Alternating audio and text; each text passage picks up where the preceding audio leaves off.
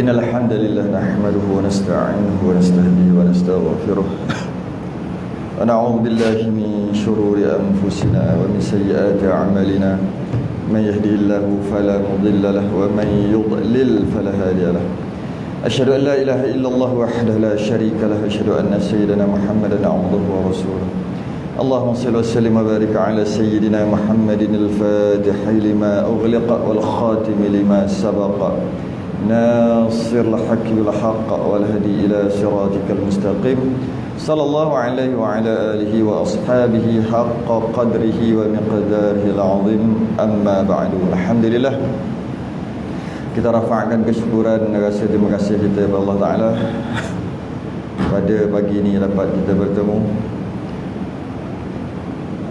dalam satu majlis peringatan tazkirah, majlis ilmu, sekurang-kurangnya untuk kita beramal dengan satu ayat Quran, fa iza faraghta fansab, yang bermaksud apabila kamu telah selesai melakukan satu amal ibadah, amal kebaikan, jangan berhenti, lakukanlah amal yang seterusnya. Dan kita juga beramal dengan ayat Al-Quran, fadzakir in nafa'atiz dzikra, berilah peringatan, mudah-mudahan peringatan itu berguna.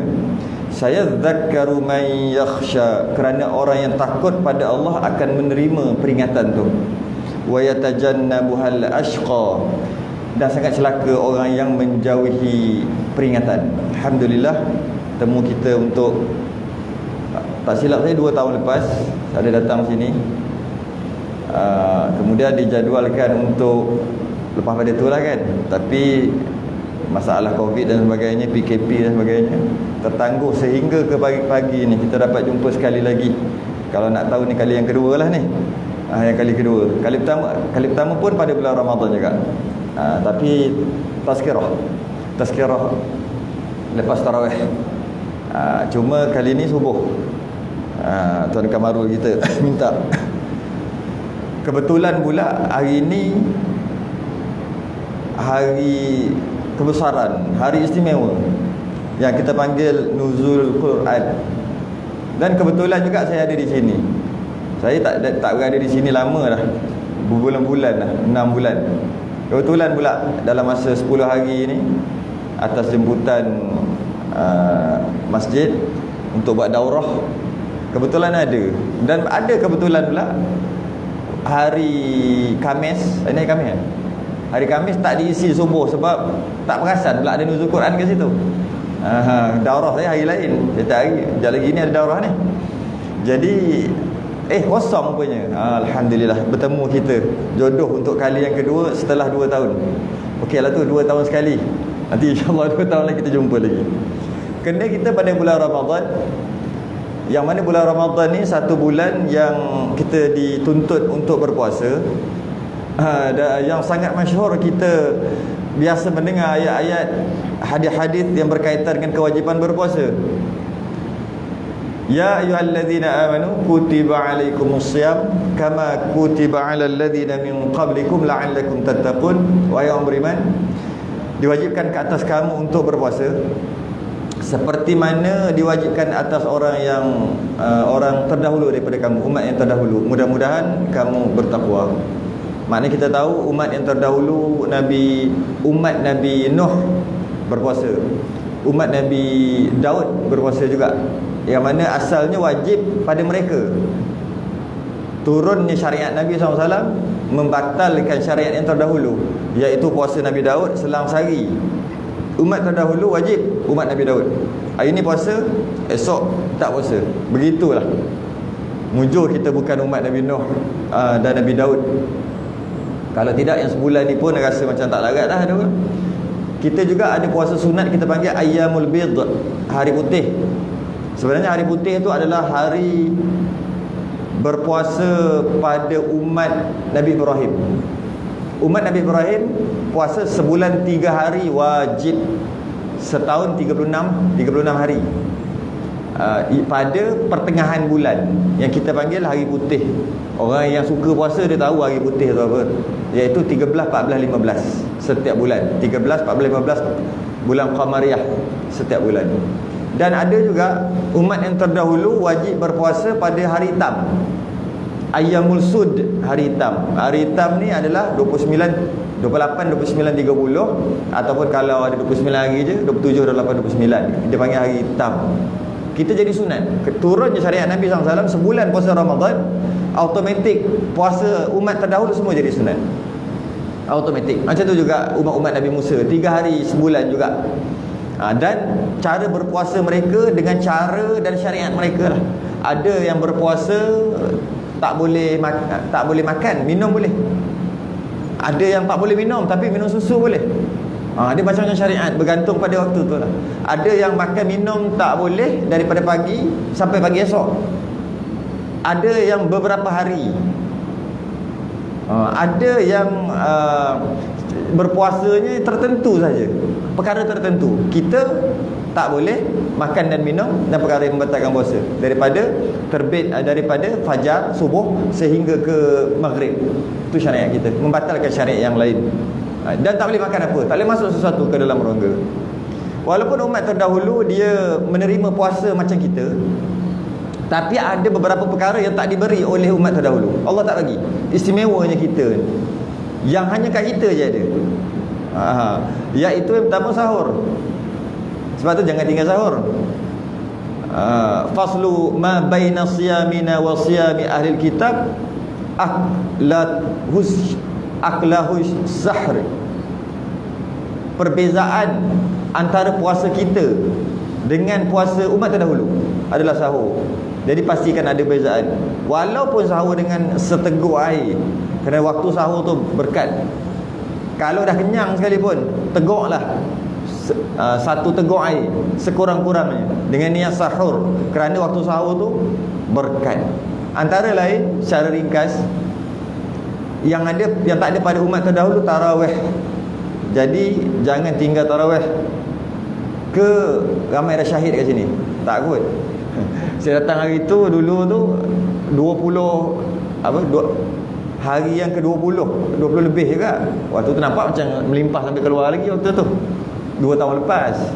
Tak tahulah, lepas dah seronok tak tarawih berjemaah, tahun lepas tak boleh, tiba-tiba dah jadi berat. Mana tahu, ramai tempat macam tu. Dia gaduh, Ustaz, kenapa orang kurang tanya dia. Dia kata, Ustaz, ramai yang dah syahid, dia kata. Sebab dah terbiasa pada PKP gitu, yang tahun-tahun sebelum ni, dah terbiasa. Rupanya tak sembahyang tarawih berjemaah, okey je lah. Sebelum ni tak pernah tinggal.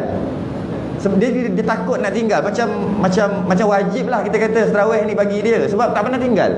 Paling-paling pun 10 hari pertama. Tapi bila dia dapat tinggal, maksudnya tak boleh berjemaah, tak ada apa-apa pun, tak mati pun macam tu. Kau dia bawa perasan, masuk tahun ni payahlah. Sebab tu kita tak boleh tinggal amalan kita, ibadah kita, terutama ibadah sunat. Tinggal cukup lah. Nak mula balik, Allah, payah. Antaranya tarawih. Jadi jangan tinggal. Antaranya yang special juga adalah bulan Ramadan atau puasa kita diakhiri dengan zakat fitrah. Jadi jangan lupa zakat fitrah. Dan specialnya kita juga ada hari khusus yang disuruh untuk i'tikaf, iaitu 10 yang terakhir. Nabi SAW diikat kain dia. Dalam hadis sebut ikat kain, simpulkan kain. Kalau macam kain plekat tu ambil, simpul mati. Dengan maksud dia tak cari isteri dia tak buat apa-apa melainkan i'tikaf, baca Quran, beribadah pada 10 yang terakhir. Jadi jangan tinggal juga 10 yang terakhir tu. Dan kita juga berpuasa dan diakhiri dengan 1 Syawal, hari kegembiraan. Itu juga special. Umat terdahulu habis waktu puasa tu habis gitu lah. Cuba bayangkan 3 hari sebulan. Maknanya hari keempat tu macam raya lah, raya bulanan. Tak rasa lah, sebab tiap bulan raya, mana rasa. Tapi kita special, kita 1 Syawal tu 1 hari yang sangat gembira bagi kita. Sebab kita puasa dah 30 hari. Itu special kita. Dan masuk kita pada perbahasan kita pada pagi ini, iaitu special juga malam Al-Qadar, Lailatul Qadr. Orang Melayu panggil malam Lailatul Qadar. Dah lah malam, Lailah malam lagi, Qadar lagi, malam Al-Qadar. Yang mana malam ni lebih baik daripada 1000 bulan. Sebahagian besar ulama mengatakan lebih baik daripada 1000 bulan tu bukan maksud 1000 kali ganda, bukan. Cuma lebih baik daripada 1000 bulan. Tapi sebahagian kata dah kata lebih baik daripada 1000 bulan, maknanya 1000 kali ganda. Maka adalah kaedah-kaedah yang dibuat oleh sebahagian kecil ulama, tapi kebanyakan ulama menolak, iaitu masuk tabur masjid surau, ataupun maksudnya mengeluarkan sedikit harta yang lebih dia pada tiap-tiap hari bulan Ramadan, tiap-tiap malam lah, kita tiap-tiap malam RM1 lah contohnya, RM1. Kadang-kadang orang tu dia bagi RM30, tapi sekali tu je, lepas tu tak bagi dah. Lebih baik daripada RM30 tu bagi RM1 selama 30 hari. Kedekut sangat lah tu RM1 sehari tu. Tak apalah, kalau malam tu kena malam Al-Qadar, sebab memang ada Lailatul Qadar setiap mana-mana malam pada bulan Ramadan. Tak payah ambil 10 terakhir. 10 terakhir tu kuat, ada hadis lah menceritakan 10 yang terakhir. Tak payah daripada awal je ambil, supaya garanti macam tu lah, garanti dapat malam Al-Qadar. Jadi saat masuk tabur derma, tak kisahlah, mengeluarkan sedikit harta. Sebenarnya solat, semayang, tapi semayang ni letih sikit lah, semayang sunat. Kita ambil yang duit yang paling mudah sekali untuk orang keluar berbandingkan semayang. Kadang orang sanggup duit keluar, janji tak payah semayang. Semayang sunat lah, fardu mana boleh. Ada orang sanggup begitu. Ada orang sanggup. Jadi duit ni mudah sikit orang sekarang ni, bagi RM1, kena malam Qadar jadi RM1,000. Itu kalau RM1, tapi bukan RM1,000, lebih baik daripada RM1,000. Sebagian kecil ulama kata boleh amal gitu, tapi sebagian kata bukan 1000 kali ganda, lebih baik daripada 1000 bulan malam tu.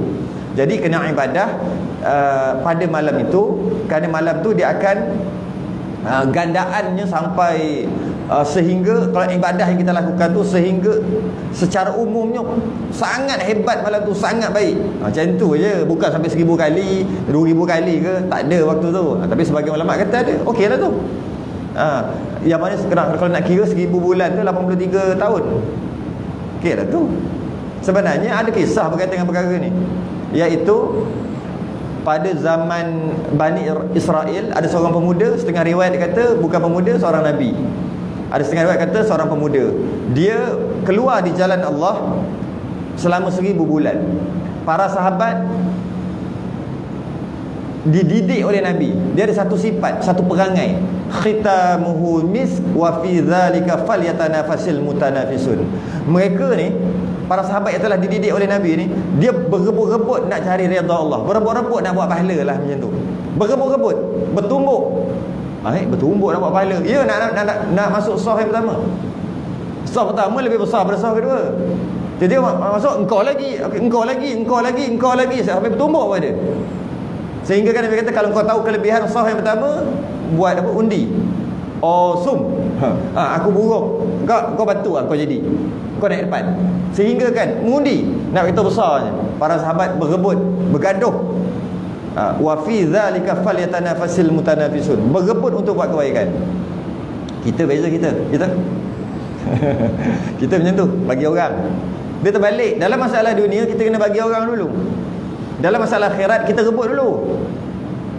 Dalam masalah dunia macam kita layak terima zakat, terima bantuan beras ke apa kan, dia tengok orang ni, dia ni macam lagi perlu pada aku je, bagi dia. Tapi kita tak, yang tu kita dulu, padahal kita tak layak pun kita ambil juga. Terbalik kita. Korban ada anak isteri apa semua ada, tapi orang tak korban lah, tak ada modal. Kita nak korban, kita korban. Tahun seterusnya kita korban, setahun seterusnya kita korban lagi. Dalam kesian kot kat isteri, kat anak, dua pun nak korban juga. Kalau nak korban duit sendirilah.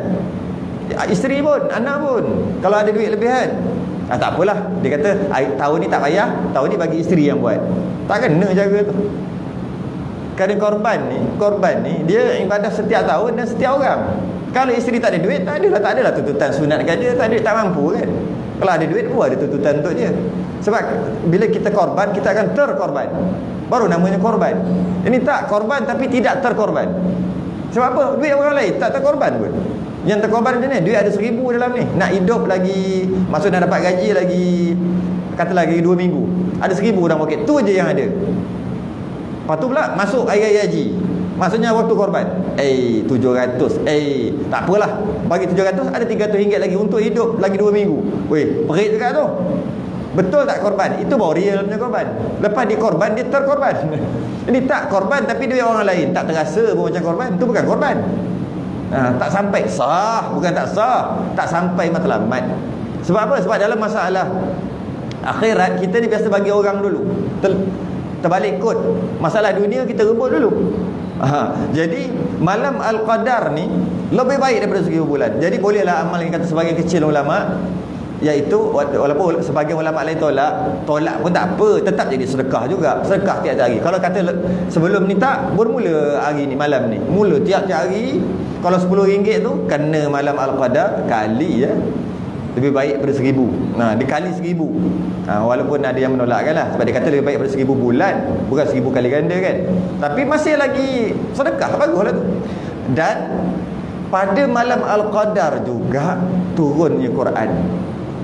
Inna anzalnahu fi lailatul qadr. Sesungguhnya kami telah menurunkan Al-Quran pada malam Al-Qadar. Ni nuzul Quran ni waktu ni malam, maksud semalam sampai sini sampai terang, sampai cerah. Waktu tu yang panggil malam. Wa ma adraka ma lailatul qadr. Tahukah kamu apakah malam Al-Qadar itu? Lailatul qadri khairum min alfi syahr. Malam Al-Qadar lebih baik daripada 1,000 bulan. Tanazzalul malaikatu war-ruh fiha biizni rabbihim min kulli amr. Pada malam tu turun malaikat, dan malaikat Jibril sebagai ketua, dengan izin Tuhannya mengatur segala urusan. Salamun hiya hatta matla'il fajr. Malam itu penuh sejahtera sehingga terbit fajar. Kerana tu antara tanda malam Al-Qadar, esok pagi tu dia macam geduk-geduk. Geduk susah nak beritahu, macam mendung tak mendung macam tu. Sebab banyaknya malaikat, ramainya malaikat naik balik. Bila dah turun malam tu naik balik, dia sampaikan matahari tu nampak macam antara tanda, banyak lagi tanda-tanda lain. Jadi Ramadan menjadi istimewa sebab ada Quran kat situ, diturunkan Al-Quran, nuzulul Quran. Kerana Ramadan dia istimewa dengan sebab 3 perkara. Yang pertama as-siyam, puasa. Sebab tu hebatnya Ramadan. Ramadan dengan bulan lain tak ada beza, tapi jadi hebat, jadi berkat. Ramadan al-Mubarak, Ramadan Karim jadi mulia sebab ada as-siyam, ada puasa. Puasa yang wajib. Dan yang kedua, Ramadan menjadi hebat, menjadi istimewa kerana ada al-qiyam, iaitu semayang, qiyamul lail, qiyam, tarawih dan sebagainya. Yang ketiga, Ramadan menjadi bulan istimewa kerana ada Al-Quran. Jadi ada 3 al, boleh kita kata gitulah. As-siyam, Al-qiyam, Al-Quran. As-siyam puasa, Al-qiyam beribadah, semayang, Al-Quran turunnya, nuzulul Quran. Seperti yang tercatat dalam surah Al-Baqarah, Syahrul Ramadan alladhi unzila fihi al-Quran. Pada bulan Ramadan turun Quran, diturunkan Al-Quran, hudan linnas wa bayyinatin minal huda wal furqan.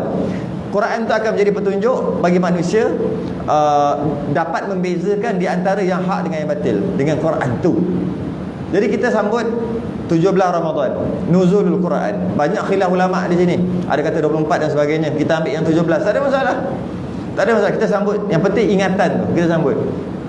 Sambut hari nuzul Quran untuk kita memperingati peritnya Nabi nak terima Quran. InsyaAllah kita hari ni, pagi ni kita berkaitan dengan penurunan Quran tu macam mana. Perit Nabi, berat Nabi, berat. Sebenarnya bukan Quran je, Taurat, Zabur, Injil, Quran, semua diturunkan pada bulan Ramadan.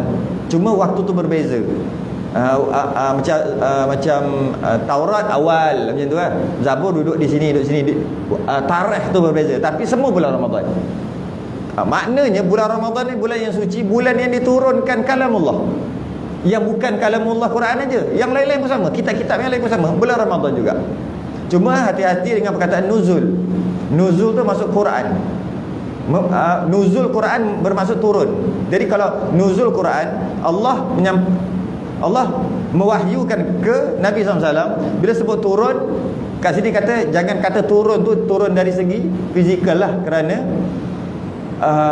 kerana kewujudan Allah itu tidak berjihah.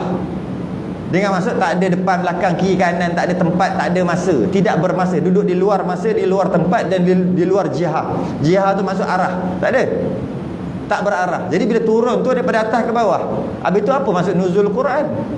Sebab Quran tu kalamullah. Maksud nuzul Quran tu secara majazi atau simbolik aja, nak menunjukkan tingginya Quran kata turun. Tu aja. Secara simbolik nak begitu tinggi. Lepas tu kata turun. Kalau kita kata naik pangkat, orang tu mana dia naik?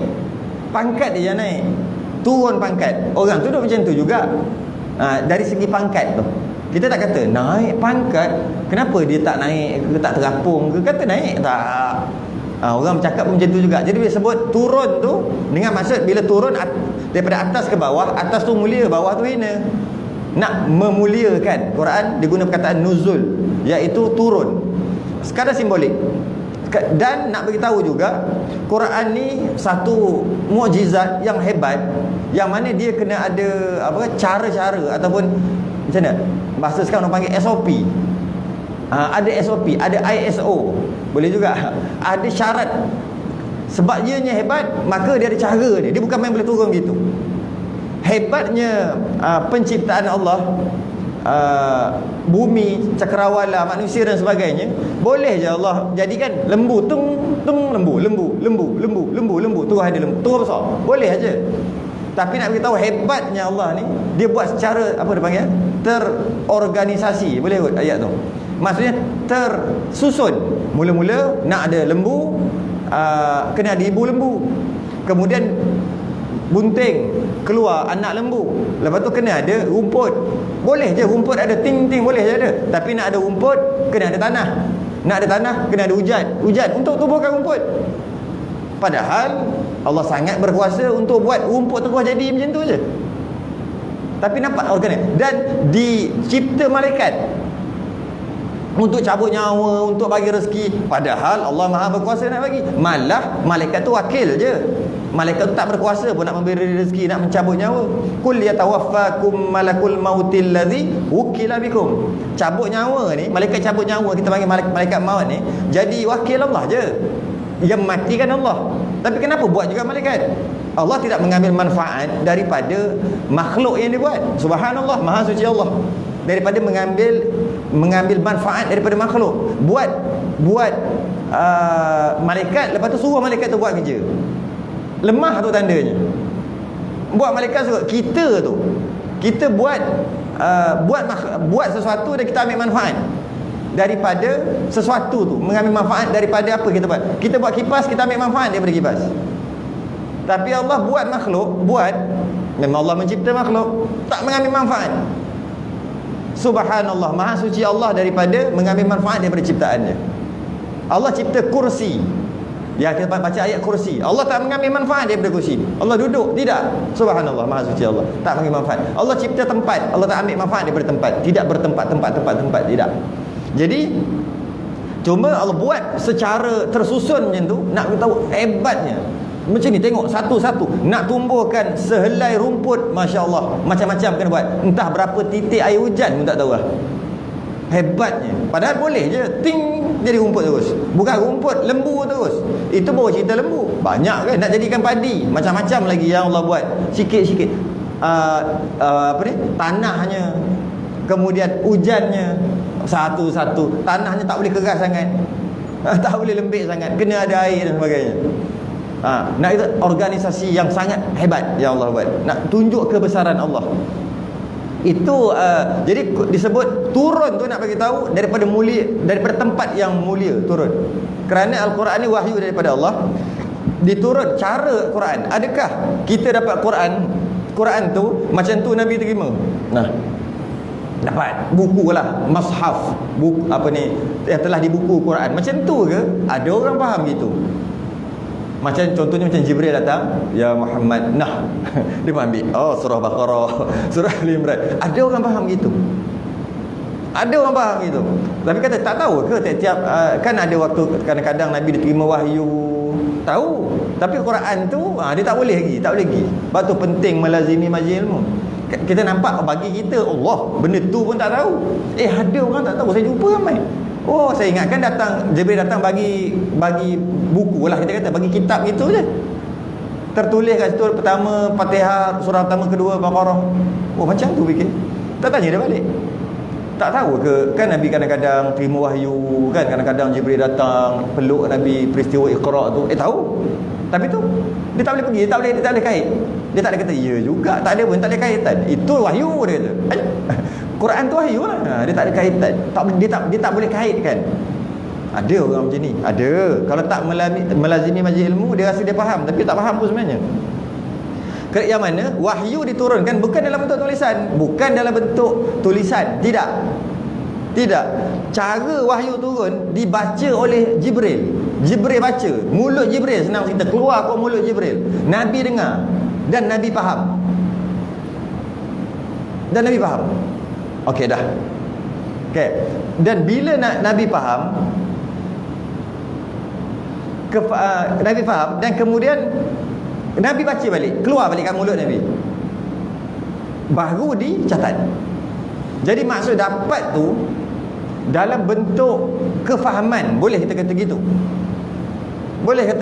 Jadi bila macam tu, kemudian baru disalin, baru ditulis. Cuma kena ingatlah, proses penurunan Quran tu berlaku pada tiga peringkat. Yang pertama dekat fi lauhim mahfuz. Apa ni? Bal huwa Quranum Majid fi lauhim mahfuz. Yang pertama, Quran tu penurunan yang pertama ada dekat Lauhil Mahfuz. Tu yang pertama, atas sekali. Atas langit lagi atas sekali. Tu yang pertama duduk situ.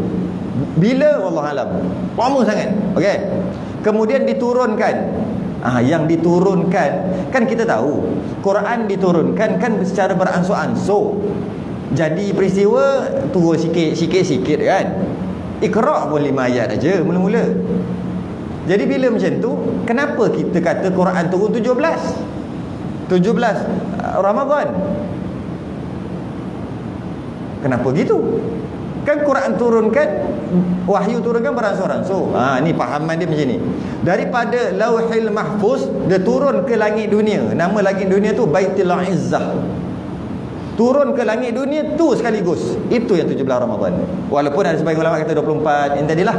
Maksudnya yang kita sambut ni penurunan Quran bukan yang tiap-tiap sehari ke 2 hari ke setahun ke, selama 23 tahun. Nabi SAW menyampaikan 23 tahun kan terima wahyu 23 tahun sikit. Bukan yang itu. Yang itu takkanlah 17. Tahun depan 17 Ramadan gitu. Bukan. Maksudnya diturun daripada Lauhil Mahfuz ke Baitul Izzah 17 Ramadan ataupun 24 Ramadan ataupun 20. Ada beberapa riwayat. Kita ambil yang 17 lah. Sekaligus turun. Kemudian mana 2 kali. Yang pertama di Lauhil Mahfuz satu peringkat. Peringkat kedua turun semua ke langit dunia Baitul Izzah. Dan duduk situ. Kemudian bila berlaku apa-apa kejadian kat bawah, Jibril ambil buat turun. Itu kata nuzul turun tu. Berlaku peristiwa ni, turun. Orang Yahudi datang sini, turun sikit. Jadi kalau kata Quran turun beransur-ansur, betul juga. Quran turun 17 Ramadan sekaligus, betul juga. Dua-dua betul. Dua-dua betul. Dan Jibril menurunkan pula dalam pelbagai cara. Bukan satu cara, macam cara. Cuma yang spesialnya Jibril menyampaikan wahyu daripada Allah cara original, rupa dia original. 2 kali seumur hidup Nabi. 2 kali. Yang itu paling special sekali lah. Rupa original. Yang Nabi kata ada 600 sayap sebelah dan sebagainya. Panjang tu cerita pasal Isra Mi'raj, ada cerita tu. Iaitu yang pertama ketika Nabi terima wahyu dekat Gua Hira. Iqra.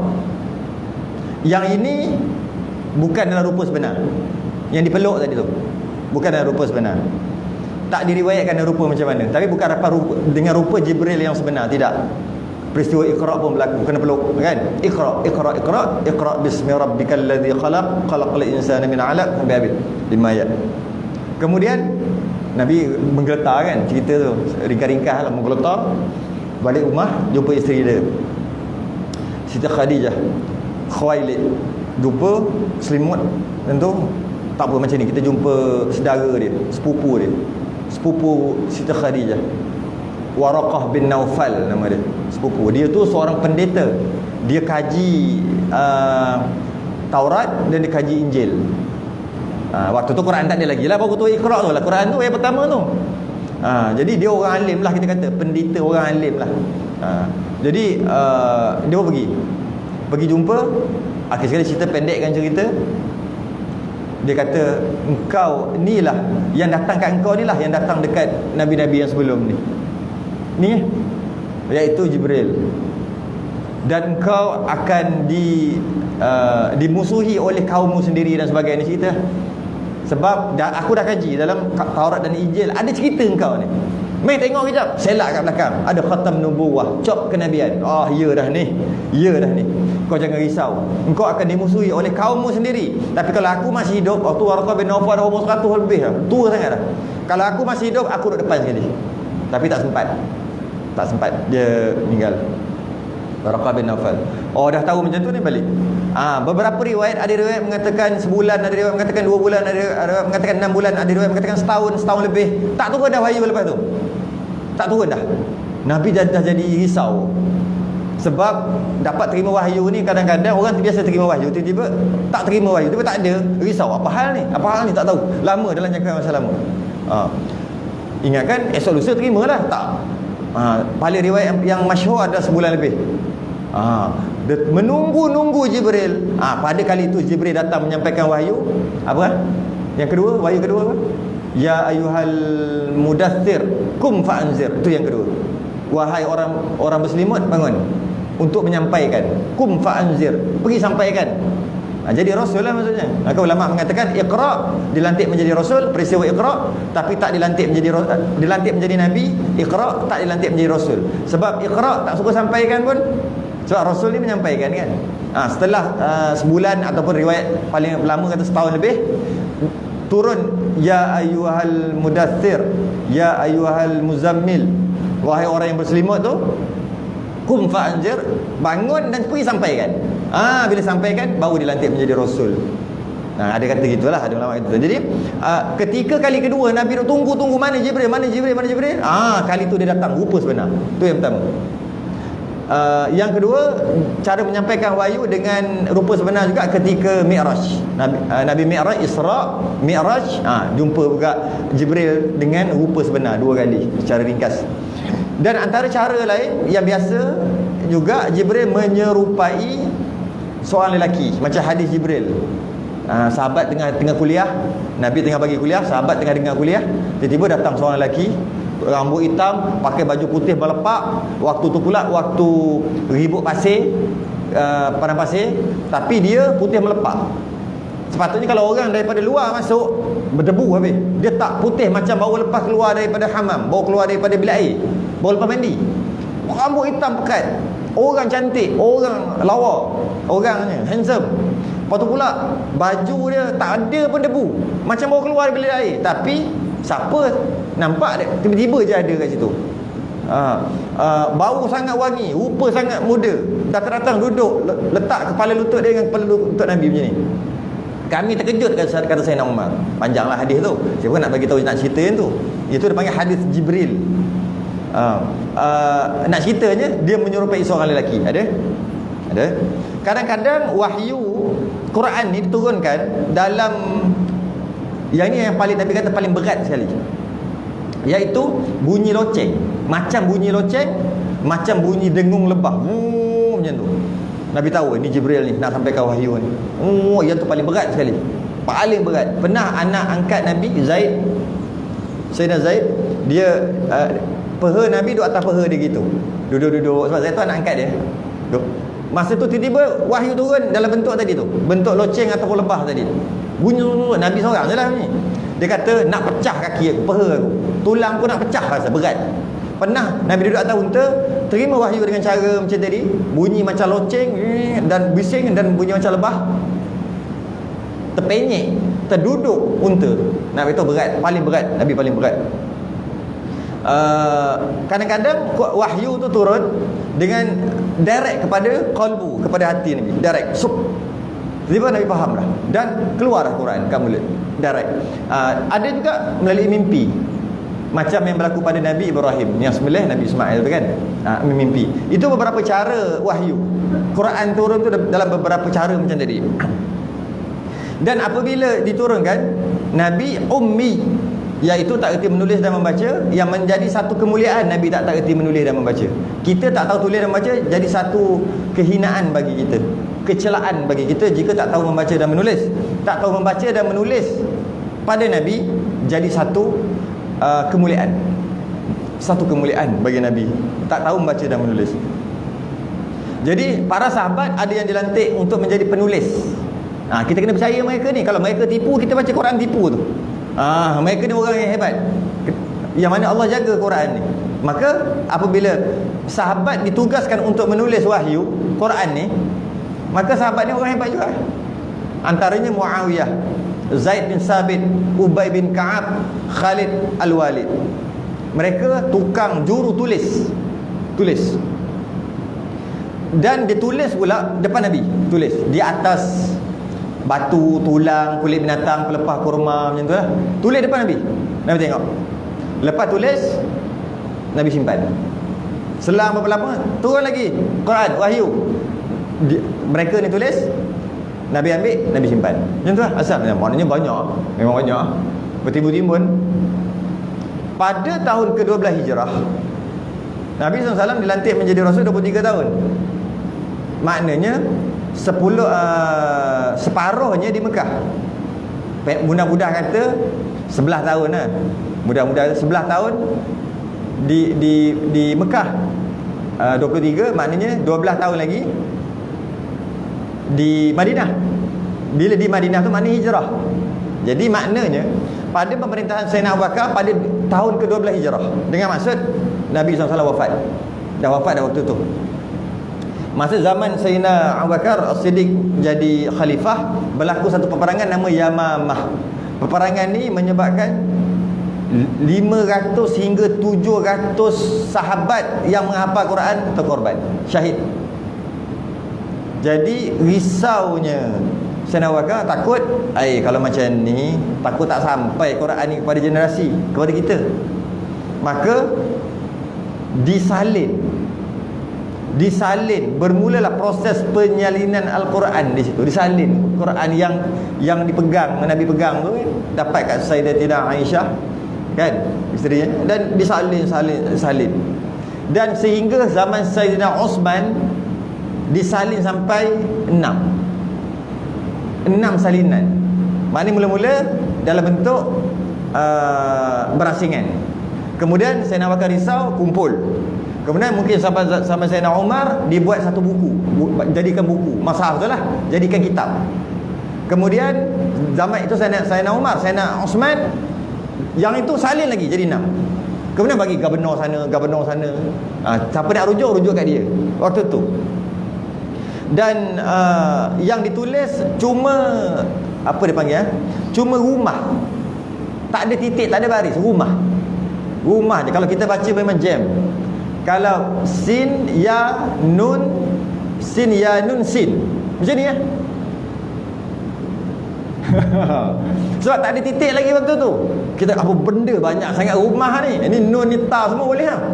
Tapi para sahabat boleh baca lah waktu tu. Selang beberapa lama dia letakkan titik. Ada sebagai riwayat katakan ratus tahun baru letak titik. Sebab dah tak kerti dah ini mana satu, sin kat mana nun. Sebab sin, nun, ta, sa, shin, semua rumah sama. Rumah kan? Baru dia letakkan titik. Kemudian selang beberapa lama baru dia letakkan baris. Bukan terus macam kita duk dapat ni. Selang beberapa lama baru ada tanda wakaf. Maknanya berhenti kat mana? Maknanya dulu straight aja. Aku nak berhenti kat mana? Nak tarik nafas ni memang tak jumpa. Straight asal. Proses ni memakan masa ratus tahun untuk jadi macam kita. Lama sehingga sampai dekat kita, sampai kat saya dulu Al-Quranul Majid. Bila baca Al-Quranul Karim yang baru tak reti dah. Sekarang Al-Quran baru lah pula. Ada cara baru pula. Bukan Quran tu baru, cara tu. Dari segi macam dulu tak ada baris, sekarang ada baris. Baris dulu macam ni, sekarang baris dah macam tu, ombak lah, itulah tanda lam lah, lain-lain lah. Itu tanda-tanda simbol tu yang lain. Quran tu juga. Sekarang dengan cerita baru dah. Kalau baca sekejap boleh salah. Kami masa belajar Al-Quranul Majid, bila baca Al-Quranul Karim pening. Siapa yang mengaji dulu lah? Ingat tak Al-Quranul Majid? Mesti ingat kot. Saya rasa tak 20 tahun 20 tahun last kot. Lepas Al-Quranul Karim dah 20 lebih tahun kot. Kat sini berapa puluh tahun dah. Masa kecil-kecil dulu semua Al-Quranul Majid. Simbol dia lain tu. Ke tak perasan? Jadi perasan tak? Masih baik perasan. Jadi macam itulah proses yang berlaku. Jadi peristiwa apa dah? Jadi peristiwa turunnya Quran wahyu, Nabi pun terang kat para sahabat. Terang kat para sahabat tentang wahyu yang turun, salin, tulis dekat atas pelepah kambing kulit ke, tulis dekat kayu, kulit kayu tu, tulis bawa aku pegang. Tu asalnya. Kemudian yang lain Nabi tak bagi tulis. Aku cakap kau jangan tulis. Aku tu maksudnya hadis Nabi. Kalau Nabi cakap jangan tulis. Nabi tak benarkan ketika aku hidup, aku tak membenarkan kau orang semua tulis perkataan aku. Hanya dibenarkan tulis wahyu, iaitu Quran saja. Dia takut campur, Nabi takut campur. Ini je, ini Quran ke Nabi juga cakap, wahyu pun Nabi juga. Sebab tu Nabi tak bagi tulis. Maknanya selang beberapa lama barulah ditulis. Bila beberapa lama ni? Hadis tu. Maknanya selang, malah ada yang mengatakan lepas kewafatan Nabi baru tulis. Kau ingat tak Nabi cakap gitu? Maknanya apa? Maknanya yang tulis tu Quran. Yang tulis ketika Nabi hidup. Nabi tak pernah tulis hadis. Sebab tu hadis tu ada hadis mutawatir nama dia. Ada hadis tu hadis sahih. Ada hadis tu hasan. Ada hadis dhaif. Ada hadis. Apa yang sahih? Garanti ke? Sebab sahih tu kan garanti. Sahih ke? Garanti. Maknanya hadis yang garanti daripada Nabi. Hadis hasan tak berapa garanti sangat. Hadis dhaif, lemah. Hadis yang entah bukan daripada Nabi. Bukan, jangan salah faham gitu. Semua hadis daripada Nabi. Daripada sahih kepada dhaif. Semua daripada Nabi. Tu kan ada orang salah faham. Dia kata hadis dhaif tak boleh pakai. Sebab dhaif. Hadis dhaif pun daripada Nabi. Yang bukan daripada Nabi hadis palsu. Hadis maudhu' tu yang bukan daripada Nabi, sebab dah nama dia hadis palsu. Hadis dhaif daripada Nabi juga. Kenapa jadi dhaif, jadi hasan, jadi sahih, jadi mutawatir? Jadi mutawatir kerana semua ramai sahabat daripada banyak tempat kata benda yang sama. Sehingga kan tak logik kalau kata dia ni tipu kot. Tak logik. Katalah sahabat berpakat untuk cakap hadis tipu. Tak logik, sebab ini yang lain, ini lain, ini tempat lain, ini tempat lain, ini tempat lain. Ini tahun awal hijrah, ni akhir hijrah. Tak mungkin dia orang pakat. Dan semua cakap benda yang sama. Dia panggil mutawatir. Hadis sahih, ramai sahabat kata. Dan jalan dia tu bersambung-sambung, sanad dia tu bersambung-sambung sampai kepada kita. Maknanya hadis tu kuat dari segi sanad. Tapi semua daripada Nabi. Jalan dia tu je. Siapa kata? Hadis ni siapa kata hadis ni? Dia ni kata. Siapa kata? Dia ni kata. Siapa kata? Dia ni kata. Tanya pula orang tu siapa kata? Dia ni kata. Siapa kata? Akhir sekali sampai Nabi dengan jelas.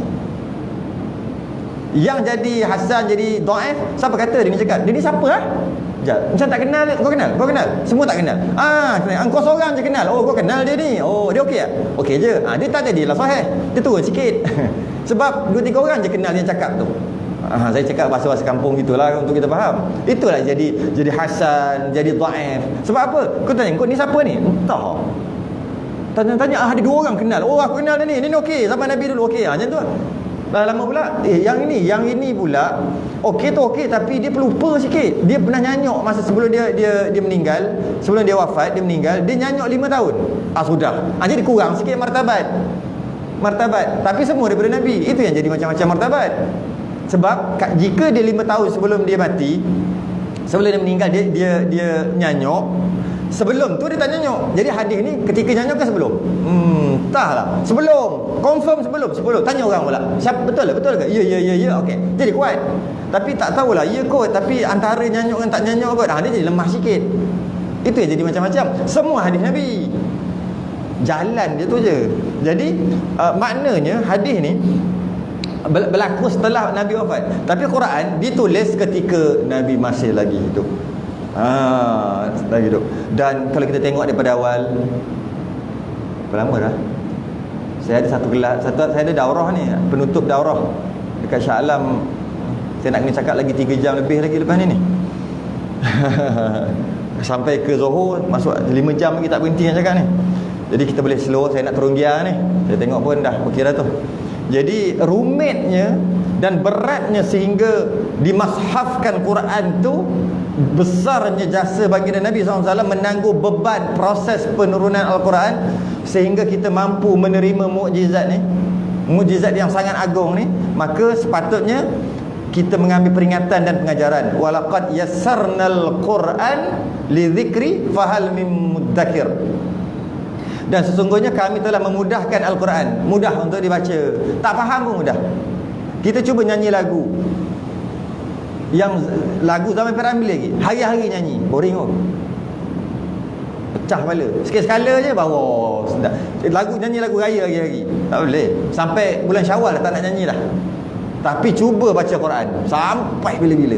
Allah mudahkan untuk kita sebut. Tak boring-boring, tak penat-penat.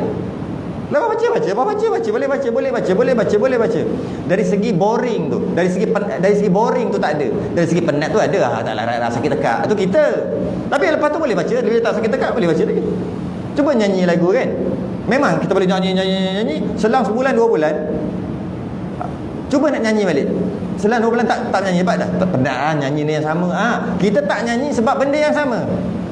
Tapi kita tak baca Quran sebab masalah-masalah lain, ada kerja, sebab sakit tekak, ada macam-macam lah kita punya alasan. Cuma bukan sebab Quran tu. Tapi kita tak menyanyi dah lagu-lagu sebab boring lah. Tak tambah lagu sekarang entah apa-apa. Dengar 2-3 minggu dah boring dah. Kurang-kurang yang dulu-dulu punya lagu Piramli tu lama juga orang dengar. Nampak macam biasa je, lama juga. Adalah seninya. Sekarang lagi tak apa-apa. Quran sampai kiamat. Dimudahkan Allah untuk kita baca, dan kita mengambil peringatan daripada apa isi Quran tu. Maka ambil peluang bulan Ramadan ni untuk memperbanyakkan bacaan Quran.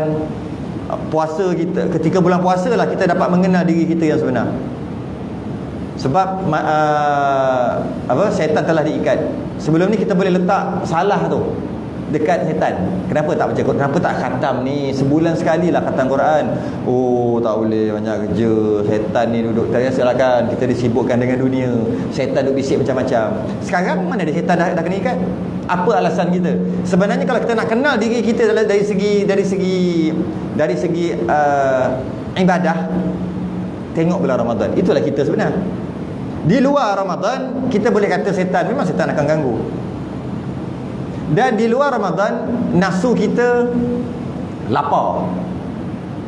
Dia liar sebab dia lapar. Jadi payah sikit kita nak beramal. Bulan Ramadan nafsu kita kenyang. Kerana kata ulama, nafsu ni, jika perut kita kenyang, nafsu akan lapar.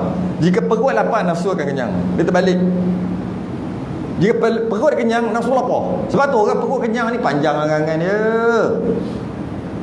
Panjang kalau perut kenyang. Tapi kalau perut lapar, nafsu jadi kejang. Maksudnya apa? Kalau perut lapar, agaknya memilih makanan. Nasi, nak lauk apa tu? Satu lauk pula sayur je, bantai dah. Cuba perut kenyang, maksud tak lapar, biasa-biasa je. Ni je lauk, tak makan dah.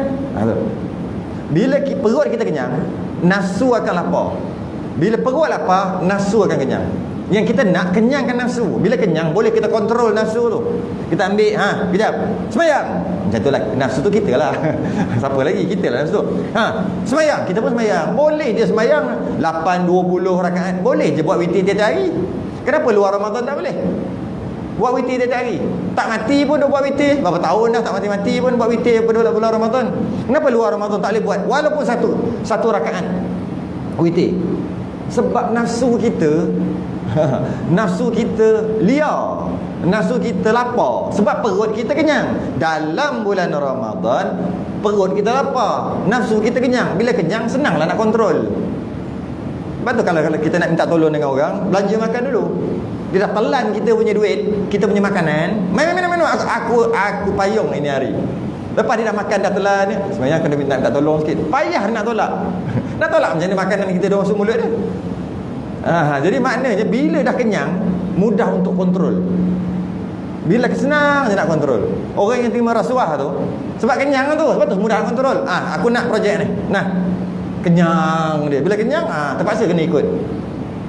Jadi bila perut lapar, nafsu kenyang, perut kenyang, nafsu lapar. Jadi sekarang pada bulan Ramadan, nafsu kita kenyang sebab perut kita lapar, maka mudah untuk kontrol. Jadi dalam keadaan mudah untuk kita kontrol diri kita, nafsu kita ni, itulah diri kita sebenar. Tengok, boleh sembahyang tak? Yang fardu tu tak boleh tak payah sembang, memang wajib dah. Boleh tak solat sunat? Boleh tak bersedekah? Itulah semua kita. Inilah kita yang sebenar. Inilah kita yang sebenar. Sebab tak ada dah. Kalau kita rasa, kalau kita tak dapat sedar kita ni macam mana, tengok kita pada bulan Ramadan. Jadi istiqamah kita pada bulan Ramadan. Sebab bulan lain tak boleh istiqamah sebab ada setan, ada macam-macam lagi, nafsu duk liar, duk lapar lagi. Bulan Ramadan setan tak ada. Setan kena ikat, tak boleh goda. Dia goda taklut. Dua riwayat. Riwayat pertama kata diikat betul-betul macam ni, tak boleh gerak. Yang kedua bukan ikat, syaitan tak kena ikat, tapi kalau dia goda taklut. Tidurlah kau pukul 5 pagi, tidurlah. Taklut, bangun juga sahur. Taklut. Godaan dia tu taklut. Tak boleh. Tak kisahlah mana-mana dengan maksud, syaitan dah tak boleh goda kita. Tiba-tiba kita pun jahanam juga jadi. Makna kita lah tu. Bukan syaitan lah tu. Kita lah sebenarnya yang jahanam. Kalau duk buat benda-benda maksiat lagi pada bulan Ramadan. Pada bulan Ramadan akan berganda-ganda dengan ibadah akan berganda pahala. Jangan lupa, buat dosa juga akan berganda. Macam mana tak ada syaitan pun kau buat dosa juga. Jadi hati-hati kita. Jangan penuhkan nafsu kita. Jangan liarkan nafsu kita yang dah kenyang. Jangan liarkan lagi. Jangan sumbat dia lagi. Tapi kita dah sumbat. Nafsu dah kenyang pun kita sumbat. Apa bukti? Ketika sebelum bukan bulan Ramadan, kita banyak benda yang kita nak makan. Tapi masuk bulan Ramadan, yang kita tak makan pada sebelah bulan tu, kita cari bulan Ramadan. Kita nak penuh nafsu kita pula. Padahal nafsu kita dah kenyang. Nafsu kita dah kenyang. Makan nasi dengan ayam goreng je pun dah kenyang dah. Tapi kita nak yang macam ni. Dulu ingat kat kampung makan tu, duk cari, duk penuhkan nafsu kita dah lagi. Yang mana tak pernah pun kita cari sebelah bulan. Tiba-tiba masa ni lah nak cari apa, kubar guling. Masa ni lah sebelah bulan tak cari ibu kubar guling. Kubar betul lah, salah. Saya tak pernah rasa lagi benda apa tu. Orang duk viral. Sibuk duk cari itulah inilah sebab dulu. Sebab padahal nafsu dah kenyang tau. Kalau minum air kosong okey je. Makan nasi satu lauk pun okey. Kita je tengok kita penuhkan walaupun dah kenyang. Itu kita lah tu, masalah kita. Jadi hati-hati, jaga diri kita. Istiqamahlah kita sehingga penghujung. Jangan syahid di tengah jalan. Sebab tahun lepas kita tak boleh kan, semua marah kan tahun lepas kan. Oh tak boleh tarawih, tak boleh jemaah, tak boleh jemaah. Tahun ni qada.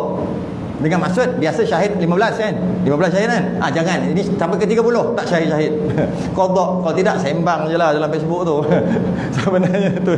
Mudah-mudahan kita istiqamah sampai ke penghujungnya.